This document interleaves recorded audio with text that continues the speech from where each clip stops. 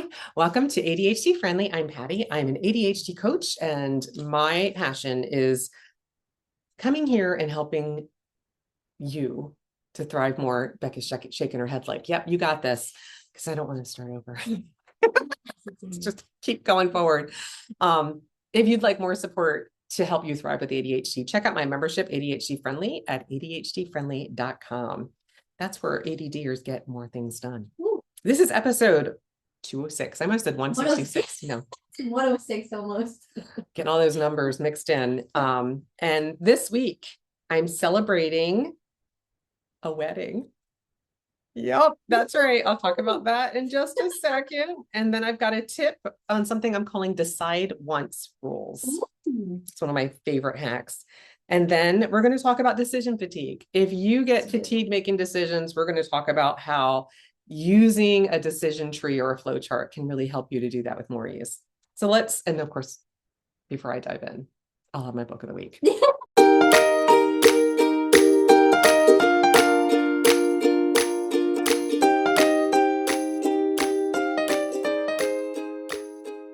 But let's dive in and start with the celebration.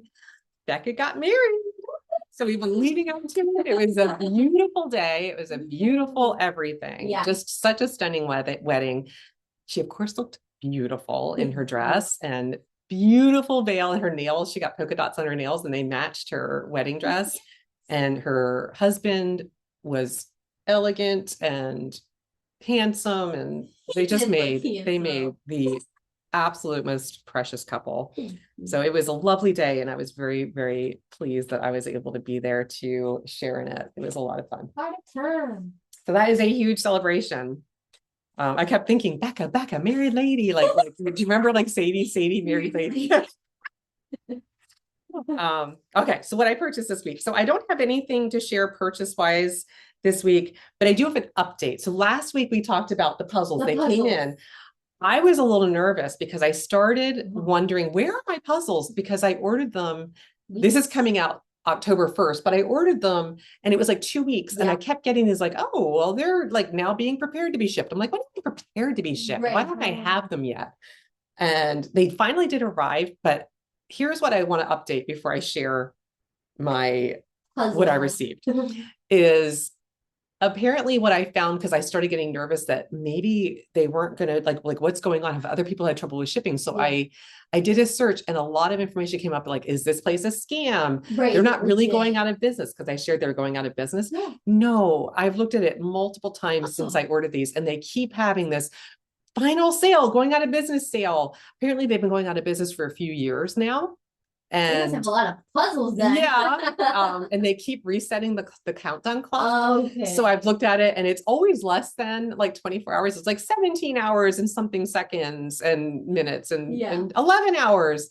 Once I saw it was 3 hours, and it does create this urgency, but I don't like it feels like you're lying. It feels like you're taking advantage of, especially those of us with ADHD brains, the urgency. Yeah. That because the sale's going to be over. I better get it. And I did order 4 when I ordered because number one, I wanted free shipping, but I also thought this is my chance to get wooden puzzles, which is something I've always wanted. And I did, but I wouldn't probably have ordered 4 of them. Right. Yeah. So I want to be really transparent about that, because when I share something, even if it's something I just purchased, I don't want, to mislead or to share something that maybe wasn't a good thing for me to be spending money on. So I'm honoring that I paid for something that maybe some people didn't have the best experience with. Now, I did get all 4 puzzles I ordered. Good. The Starry Night one that I shared the picture of with the cat. I already sent that to my son. Well, sent with my husband, because I don't ship things, but I did put it together first. It was so fun to put together, and there were like 8 little bitty cat puzzle pieces within this little puzzle. It was like this big, and so that was really fun. They're a little bit harder to put together, so I literally just unwrapped this one before, and I'm just opening it for the first time as I'm talking. So this was my owl one. Right? I did pay more for it to come in a wooden box. I like the box. Which is really kind of sparkly. Yeah. And I thought wasn't going to hold up because I thought it was going to fall out, but no, it's in a little bag. It looks like. And it always comes with a little picture of it. Oh, and this one has a little stand. How interesting. Oh, that's With cute. that, When you're done with it, you can. I'm guessing, although it wouldn't, I guess I'd have to back it. Yeah. Or maybe this stands for something, and maybe this stands to hold up the picture. I don't know. But the pieces, let me see if I can get into this quick enough. Yeah. Oh, I can already see an owl. On. Oh, that's stinking cute. So if you were listening to this, check out my YouTube channel, ADHD-Friendly. Fine. And I can see a tree. Like there's so many unique little shapes. Oh, and that one's like an eye, it looks like. Oh, it is. Yeah. Oh, cool. Oh, that it keeps it really. Oh, here's another owl. So there's a lot of, they're not the easiest to put together because every shape is different. Yeah.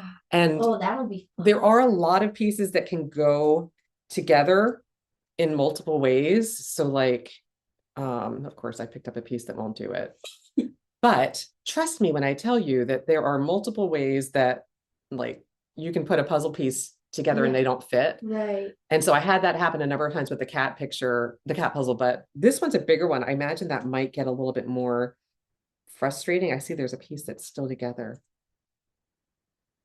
Oh yeah. So you can see how they go together. The colors are so vibrant. And they're nice and they're thick. Can you see how thick that is? So I really did enjoy putting them together. They're very light. So they're cut out of almost like a what kind of like a press wood or something. Like it's really thin, like, and you can see the layers. So it almost feels like maybe plywood, a very, very thin. But oh yeah, like they're really, but they're like durable. Yeah, very, very sparkly. I love all the different shapes that come in it. Like I just want to like take it all out and like look at all the fun little characters. And that was the fun of putting it together too, is finding all of these really fun shapes. And this one, of course, will have all these birds, all these owls, because it's all owls. So I got the owl one, I got the Halloween one. That'll be fun. And then I got a pug one, because you guys know I love pugs. So I also don't know, it doesn't feel like when I got this, it's from a small business as much as it did when I ordered online. It felt like the person was like cutting them out themselves. And I'm like, I don't know if that's true. More like a mass production. But I did get them. I am happy with them. I'm happy with what I paid for them. Yeah. I just am not happy with their marketing tactics. Like, why can't you just say like, sale. Yeah. And the sale is maybe it might end, but we're not actually going out of business, because that's very misleading. But it is what it is. But I did get them. So this is good. And then my product of the week. So I did spend something, but I forgot to share it before. I spent it a little while ago, probably 3 weeks ago. But I did check in and I bought this for my daughter. It's a 30-second dance party button that I got for my daughter to use in class to play with. Yeah, she teaches second grade. It was $24.99, so $25 on Amazon. Does it play music? Yes. So here's what it says. Simply press the 30-second dance party button and enjoy 30 seconds of dance party music. Bring the party everywhere you go. And it has 5 party starting beats that they collaborated with party scientists. Cool. As if this is a career, people, that sounds right up an ADHD brain's lane. But they crafted 5 great songs to turn any moment into a dance party. And so you can, on Amazon, I played to hear, and it kind of starts in this very like a rhythm beat, but it's like a softer, and then it goes into like the full thing, really, and then it like goes back down. And so you could totally see, like, especially in a classroom where kids be like, like get your wiggles out. Yep. And so she said they love it. So that was a very sparkly purchase and gift that I just picture her using it with the kids and like keeping it like, we're going to earn a 30-second dance party if we get this done by this time or something. So I thought that was such a cool idea for one of those buttons. I love it. Yeah. So that's what I purchased this week. That's the product of the week. All right.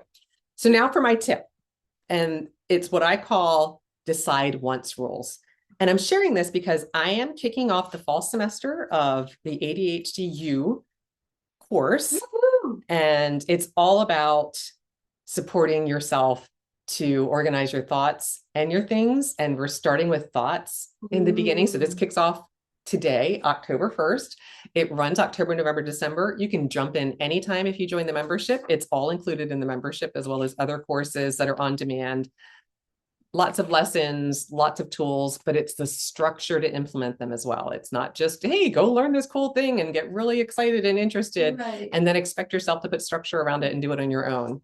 So as we kick this off, I really am helping to explore strategies to get the thoughts out of your brain and into something that you can use to help manage with more ease. And decide once rules is one of the first ones. So this is part of my on-demand lesson this semester that's called Tame the Avalanche and Reduce Mental Clutter. Ooh. So I printed my little like slide from the beginning of this lesson. And it's one of the tips that I share to reduce decision fatigue. So I've talked about deciding and the energy it takes a lot. Mm-hmm. Every time you make a decision, it drains energy. And when you think about how many decisions we make over and over and over again, it's literally one of those ways we can conserve our energy is just by deciding things once where we can, and then just repeating it so that we're having the energy we need to make the more important decisions that we can't decide once for. So here are some examples of where we might be able to do that. Create a uniform for work. Or just a day uniform, a workout uniform, like whatever it is. But this is what I wear. Yeah. Maybe you have a couple of pairs of pants and a couple of polo shirts and you rotate. Love it. I love a uniform. Yeah. I have never been good at the mental effort it takes to pick things. I used to always walk into a store, even in high school, I'd walk into a clothing store and I'd say, I just want what's on the mannequin, because I don't know how to take those things and make decisions about whether this accessory, but like, I have no idea. Just give it to me as it is, and I'll only wear it in that order. I don't know how to change things up. So a uniform has always made sense to me. So that's an example. Another is maybe you just have one kind of sock. I've heard people talk about this more recently where they just get rid of, they donate socks that they're not wearing because it requires you to decide, what would I wear that with? When would I wear it? You just buy all black, all white. Either maybe you just have black or white and you just go. There you go. Keep it simple. And there's no matching. Every time you do wash, you just put the socks together because they're all the same. It's so simple. So I love that. No sorting, no lose. Well, if you do lose it, it's like, all right, it's just like, it's got to get my white socks. Yeah. And then another example would be having like an email decision that you only check email twice a day and you share that with other people. So you're like, I check my email in the morning and before I go home, or I check my email at lunchtime and at the end of the day. Not having to so that you don't have that feeling of expectation that somebody's reached out to you at 1:30 and you just checked email at 12 and you're like, oh, well, they're going to have to wait until, for hours before I come back. It's like, this is my policy. I even like to put it in the response, create an auto respond and say, hey, I check my emails at noon and before I leave work for the day. If this is coming, in between those hours, please keep that in mind. So you're just setting a boundary around that and deciding once when you'll check it. So your brain isn't constantly getting distracted by it. Another example is for every new item that you bring in, you get rid of one, and preferably same for same. So it's not like I'm bringing in a book, I'm getting rid of a pair of shoes. I mean, maybe that might work, but it's probably for me, it's certainly like around shoes. I'm buying a pair of shoes. I need to get rid of a pair of shoes. That's good. So it's just keeping so that you're not adding physical clutter with your decide once rules, because you have a rule that supports you managing how much is coming in, unless it's something like, I don't have anything to do with this. I need this. Like when we moved to Chicago, we did not have winter gear. We needed more than like one pair of gloves. Yes. Right? So it was like, okay, I'm going to need like serious gloves for like playing in the snow, but I also need gloves to walk outside when it's cold. And jackets. Jackets. We have Yep. That is actually a rule now. I bought a new jacket for this winter. Yeah. And I got rid of one that I just, every time I wore it, I'm like, I don't like the way I look in this. I don't like the way it feels. Nope. Let it go. So that can be a decide once rule. When I bring in something new, I let go of one of the older ones. And mugs, I like to do. I'm like, if I'm going to buy this mug, I'm going to pick one to get rid of. I've had to do that. I have no room. Too many. I put too many mugs on my registry. Right. And then it's like, okay, I'm not even enjoying the mugs now because I feel guilty. I'm not using these mugs. Yeah. So then it's, okay, well, what if I just really, really want this mug? Then I know in my mind, I have to decide I'm going to, before I can put it away and use it, I have to get rid of one. And if I'm not willing to do that, then I don't need to buy the new mug. And I do like that because then I know my mug, I'm going to bless somebody else. Somebody else is going to enjoy this. I'm very sensitive to, I've shared this, how wide the rim is. I'm with the handle. Well, the handle is important too, but if it's too wide, like I always laugh, like if you watch those old episodes of Friends and they're drinking out of like a soup bowl, and I'm like, that's getting cold in 30 seconds. I want it like narrow so that this all sounds very inappropriate. Okay, sorry, I shouldn't have said that. Okay. Another example is maybe you just have 2 event outfits. Ooh. Instead of like every time you're like thinking, and I like to think about it maybe seasonally. So maybe I have like an event summer and event winter outfit because the summer outfit in Chicago is not going to work for a winter event and vice versa. Yeah. So think about like every time somebody invites you to something, if it's something you'd have to get dressed up for, like say Becca's wedding that I did have to go and buy something for because I didn't have anything I would, and really it was the forecast. I had something I was going to wear and I was like, it ended up being warmer than I thought it was going to be. And I was like, I want to be comfortable. I don't want to be worried about anything. And it worked great. But now I have that as an event outfit that I'm like, oh, it was very comfortable and very easy. Ooh, I love that. Here's another great example. Laundry day. Pick one day for that instead of, well, I could do a load every day, or, oh, maybe today's the day to do laundry. Yeah. Pick a day. I love that. And give yourself permission to decide once, this is my day I do laundry. And it's the day that works for me. If that works for you, steal it. Use the idea. This is one of my favorites that exists in my house. No dishes in the sink. Unless that dishwasher is running, you sure as heck better not put a dish in that sink. Not a spoon, not a, I'm letting it soak. I don't care. You're not fill it up and stand there while it soaks because leaving it to soak is leaving it for somebody else to scrub. Oh, that's my pet peeve. Just 2 more. Inbox 0. Okay. That can be a decide once rule, but if that's too much, maybe it's inbox 100, inbox 10, inbox, like whatever is manageable to you, but you have a number that you've decided once, you're not comfortable with it getting higher than that. Yeah. And then finally, maybe you make a spending rule, right? So if it's more than blank dollars, like I have more than $50, I have to wait 24 hours before I buy it. Ooh. So it doesn't mean I can't get it. It just means, especially if it wasn't something I was intending to buy and I already knew I had to buy, it's something I'm like, oh, that's really sparkly. I want that. I love that. I'm not saying no. I'm just saying hit the brakes for 24 hours and then come back and decide. And so I've decided once that is a rule that could support me in spending. So then just decide once rules so that you're saving your brain to be able to do things more easily. So if you have a decide once rule, again, this is episode 206. I would love to hear how they work for you and what rules you made for yourself so that you don't have to keep deciding over and over and over again. All right. That leads us to our main topic, again, still around decisions, but it's about decision fatigue and how grabbing a flowchart can help you to make them more easily. All right. I got a little help from ChatGPT for this one to lay some out. So let me just start by saying that with ADHD, one of the biggest drains is making decisions. So if we have too many choices, if there's too many things we have to process, we get stuck and we get overwhelmed and it's just exhausting. Shut down. So if you're like staring at like your garage and it's just like packed to the gills, or your closet, or any space that like, oh my gosh, there's so many things I'd have to decide here, it overwhelms us. So we can reduce the cognitive load by getting those steps out of our heads and into a decision tree or a flow chart so that we don't have to remember like, okay, what was I deciding? What was my criteria for keeping this or for letting it go or for donating it or trashing it?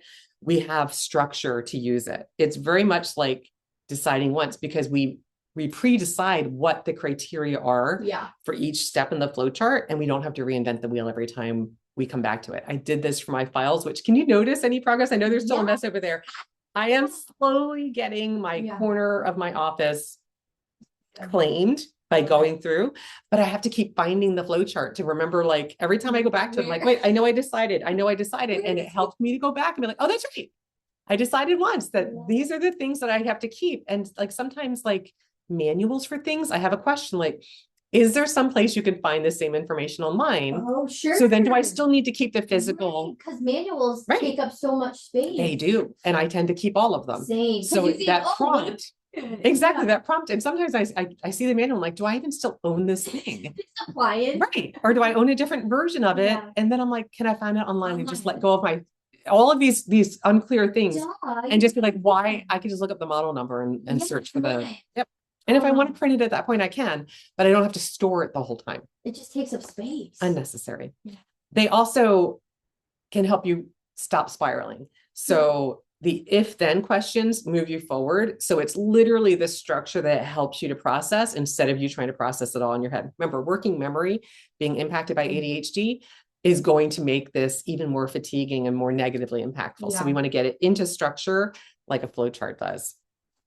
And then finally, one of the other ways it helps is it satisfies our need for structure without it being too confining because we're creating the structure. Yeah. So you can have as many prompts as you want. And then you can notice like, okay, I don't know why this is here. I don't need to ask myself this question. I'm going to cross that one out. So it's customizable while being structured. All right. So let's talk about how they work to support ADHD. Yes. I love this term. It's like a choose your own adventure. It's like you get to decide what is it that's most important to me when because everybody has different criteria for what they want and how they'll decide what they want in their life or what they want to hold on to and remember. They have that very intuitive, I tend to think in if then go to structure, even when clients talk, I'm like, okay, I'm getting a flow chart in my brain. So these really work for me. Yeah. Notice what works for you. It might be a different format. Sometimes, and I noticed when I chat GPT that sometimes they went like across, horizontally instead of up and down. And I like the up and down as opposed to so really it can be a subtle thing. So if you're like, that doesn't work for me, maybe it's a little custom tweak that would make it work for you. They also help get us out of the black and white. Like I have to get rid of all of these or no, I'm going to keep them all and open up the gray. Like, okay, I can keep 5. That's my decide once rule. So let me now go in and see what are the 5 I absolutely, if everything was going to get thrown away, that I would pull those out of the trash and be like, no, to save these. Right. It's like, I think of it as like, if the house is on fire, I can't carry everything out. What are the 5 coffee mugs that or what are the 3, if I can only carry 3 without breaking any of them, what are the 3 that I'm like, well, I have to have these. And that just, again, it helps to prioritize. We have such a hard time. Everything's equally important where we're like, well, I'll get a box and I'll put them all in the box. Well, if the house is on fire, we don't have time to get a box. We've got to grab 3. And again, don't grab your coffee mugs if the house is on fire. Just as an example. Yeah. Get yourself out of the house. All right. So I wanted to share some examples. And the first is a really simple one. And it's like, that closet. So you go into the closet and it's just full of clothes, shoes, decisions. So some simple questions to maybe start with might be to start, ask yourself, do I wear this at least once a year?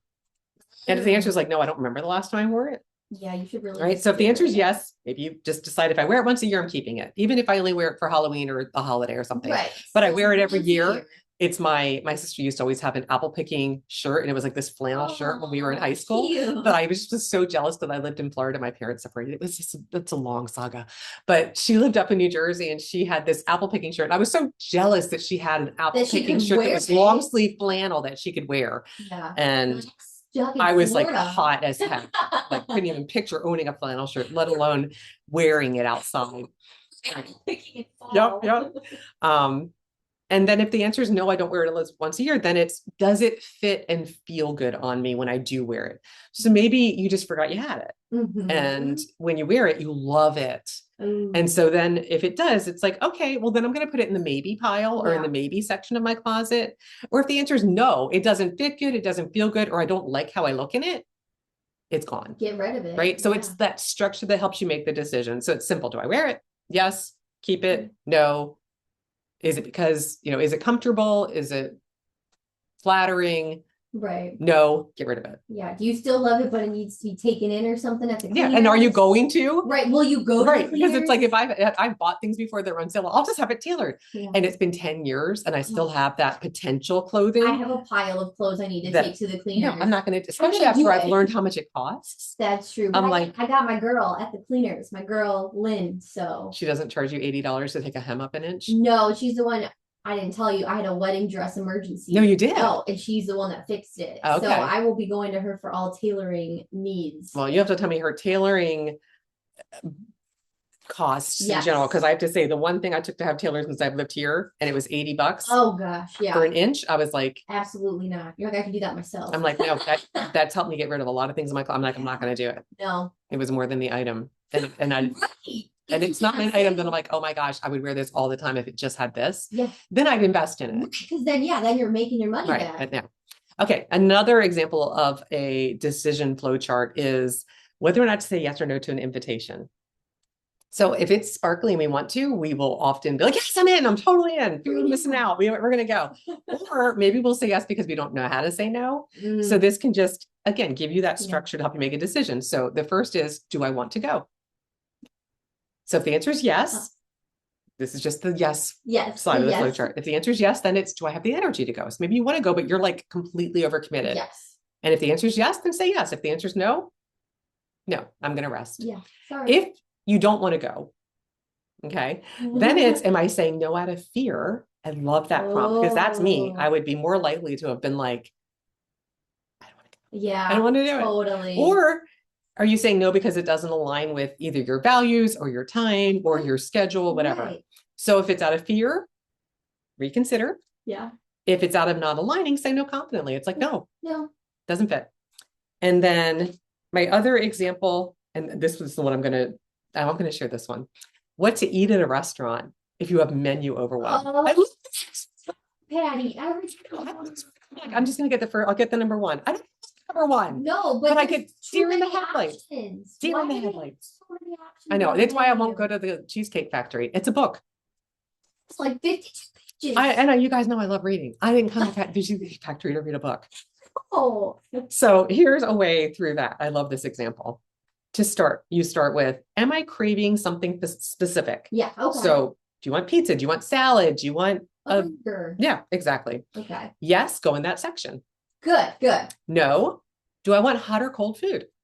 So we're dialing it into, well, if it was a sandwich and it was hot, I could go that way. Or I want a salad. You know what? Now that I think about it, it's hot outside. I want, so now if it's hot, you narrow it down to entrees, soups that are hot, or if it's cold, narrow it down to salads and soups or salads and sandwiches. Okay. Next, do I want something lighter filling? So now you're thinking about, do I want a full meal? Do I want a full meal and I'll take the other half home and I'll have it for tomorrow? Or do I want to get an appetizer, a little taste, something? So if you're not very hungry and you want something light, pick a small portion or an appetizer, filling, get the large entree. And then the bonus filter question could be, have I had this before and loved it? Ooh, that's a good one. Right? So you're just like, oh, you know what? I do love this. I know. So like this. Yeah. I'm going to go yes with the safe choice. If the answer is no, maybe you want to try something new and circle back to it. So it's, again, just using structure to help you to make decisions so that you're not just staring at the whole thing. And every time the waiter or server comes over, you're like, you ready? Nope. Just, I'm so sorry. Right. It's so hard. My husband always says, everybody else order and I'll be ready, because it's like the urgency gets his brain activated. It's like he can't narrow it down until the person comes in and is ready for his order. Yeah. Because he's like going back and forth between a few, and that works for him. I can't under pressure. I'll then order the wrong thing that's where I go back. Yeah. I'll go to the number one, and then I'm irritated the whole time. I'm like, why does it even want this? I'm paying for something. I'm at a restaurant being served food I don't want. Okay. And then there's even, one of the examples that it gave me was what to watch on TV, which I did ask it for a flowchart for this, because this is such a thing that comes up with my husband and I. It's probably the thing we'll have the most friction over, ironically, because we like different things. Yeah. And so just really quickly, it says, to start, do we both feel strongly about something tonight? So just starting with, were you hoping, because it's managing expectations. So maybe you were hoping just to watch a mindless, silly episode of Big Bang Theory. Totally. And I'm like, oh, I was really hoping to dive into a movie. Yeah. Totally different. Right. You can pay attention to that. Right. Yeah. So if it's yes, maybe you take turns. You're like, okay, if you feel strongly that I don't, can I get behind what you feel strongly about? Yeah. Or if neither of us feel strongly, we move on. Great. Then, okay, what are we going to watch? So then next it's, do we want something light or do we want something serious? And then, do we want something familiar or something new that neither of us have seen before? So again, it just And then the last thing is if you're both stuck, flip a coin and see who gets to pick. Yeah, no one can get upset over that. Yeah, and then it's we agree to watch it for 5 minutes, and then we both agree if we don't like it. Well, especially like Mark will watch things on planes a lot, and he's like, okay, we just give it 5 minutes. I'm like, I'll give it 5 minutes. Yeah. And as long as he knows I am going to tell you if I don't want to keep watching this, and he can usually tell if I'm into whatever we're watching, because he genuinely does sometimes think I'll like something that I don't. But sometimes he's like totally spot on. I'm like, I'm so glad that I took a chance and I watched something that I didn't think I was going to enjoy, but I did. So again, just using the structure of decide once and a decision flow chart or a decision tree to make decisions. If you would like to dive a little deeper into supporting yourself to make decisions, check out the ADHD-Friendly.com information on this fall semester that kicks off today. It is a great spot. You can join today, quit anytime. You can go month to month or join for the entire year. Do what works for you, but give yourself a chance to explore a little more structure to see if it helps you in organizing your thoughts and your things. All right. Final thing is the book for the week. Woo-hoo. Every time I do this, I feel like I've already shared it. I didn't share Pachinko, did I? Yeah. I don't know why. I think because I when I plan, I see the picture and then I'm like, oh, I think I've already talked about this. All right. So Pachinko is the book that I read. This was by Min Jin Lee. It is a Apple TV series, which is how I found it. Somebody recommended the TV series to me and told me it was based on the book. So I was like, well, I have to read the book before I can watch the series. The series has really good reviews, so I do want to watch the series. It's an Apple TV series. I gave it between a 3.5 and a 4 out of 5 stars, mainly because I had a hard time following the number of characters. It follows a family through 4 generations. Oh, that's a lot. And I much of the time was reading the ebook, which I have a hard time keeping up with a lot of characters through that. And so it wasn't that it wasn't well written. It was, I got mentally fatigued trying to remember who this was. And they were unusual names often. So I have a hard time with unusual names. But it follows 4 generations of a Korean family that is living in Japan. It starts in 1910, and I believe it went through 1989. Cool. And so it went through the World Wars. It went through the interesting thing I found was like the part about the Korean War from that perspective while they're living in Japan. It was really interesting. And it highlights themes of identity, discrimination, love and loss, and how they shape each generation in different ways. So I really did enjoy it. It was just, like I said, at times I had a hard time keeping the characters straight and remembering, was this the grandson or the son? Yeah. But that was more a me thing. I definitely did enjoy it. And now I'm looking forward to watching the Apple series. It was a good one. It was long. It wasn't like a super quick read. Right. But it was worth the investment of time. And I have a quote of the week from the book. This is from Min Jin Lee. And she says, living every day in the presence of those who refuse to acknowledge your humanity takes great courage. So I found that really spoke to me when I read that. I was like, oh, that's a good one. Ties in with the book too. So that's it for this episode. Thanks so much for checking it out. I hope you found something that makes your day a little more ADHD friendly. Until next time, tally ho.